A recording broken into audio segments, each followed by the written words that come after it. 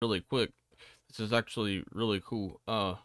This is a model I worked on a long time ago, but this isn't the focus. It's because the clean topology I was after was in here. So this is like a cape I was just messing around with for this dude, and I stumbled on the fact that two features combined are really cool. So you'll notice that this is polygrouped on a clean mesh. Now this doesn't have to be like this for this to work, but check this out. So if you want to polygroup something, you need to like clean like this, polygon by polygon. It's real easy. You can just crease the loops with Z modeler.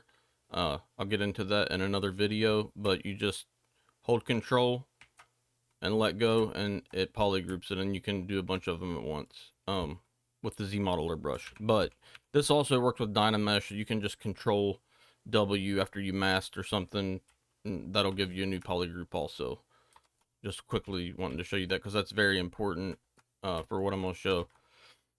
So if you come to your brush tab and then the auto masking, there is a feature called mask by polygroups, and this is so cool.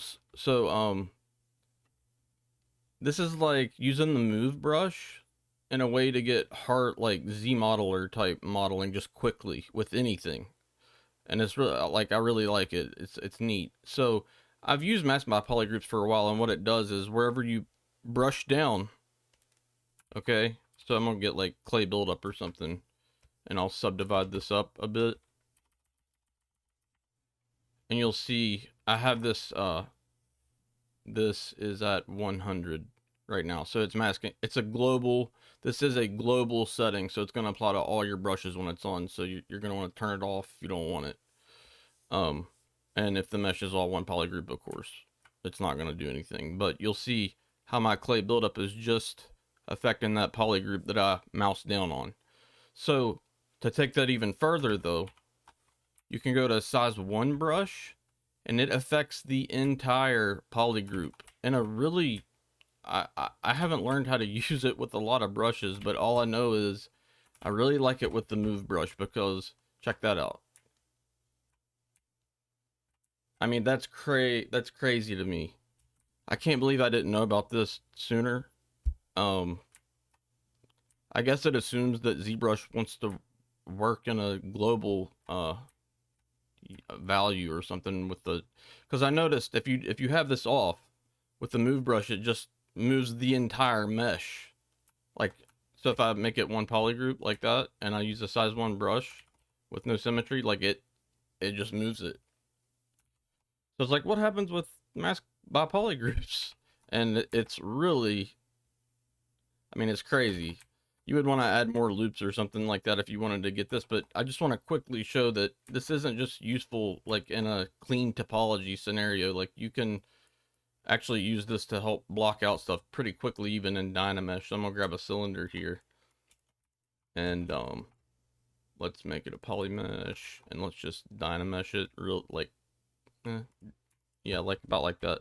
So I just got some rough topology here, and you'll see like it's normal. Like, I still have mask by polygroups at 100.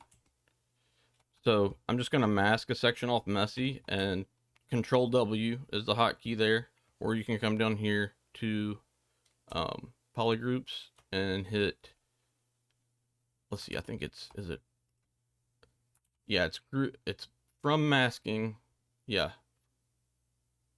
group from, yeah, from masking. So that's the, let's see if that's the one I'm talking about. Yeah, I believe it is.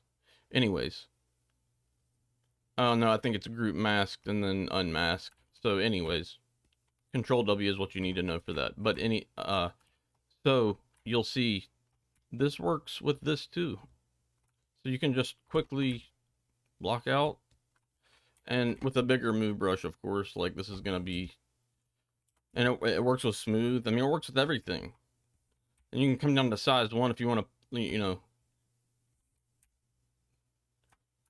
that's so cool. Like, And lastly, if you don't like the jaggedness here, what you can do is come to, if you're working in Dynamesh, you can just come to, let's see,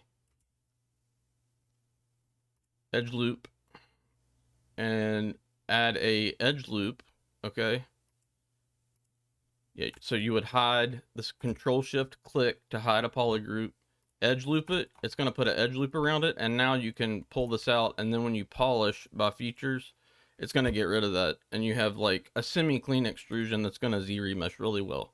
All right, that's all for today. Take care. I hope this helps.